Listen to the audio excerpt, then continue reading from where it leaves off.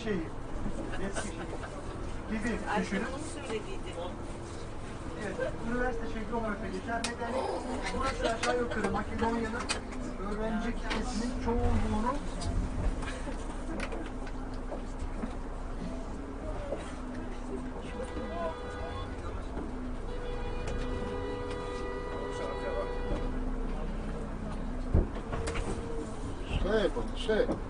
Što je problem?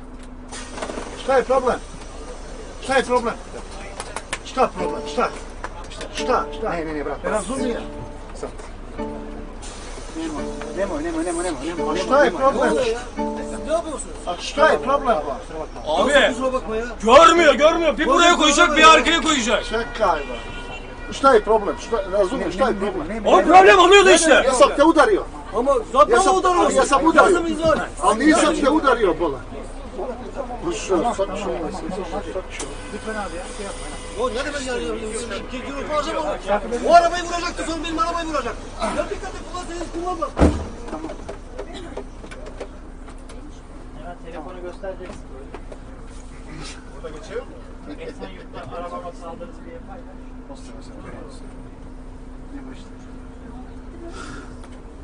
Bunlar küçük şeyler olabilir.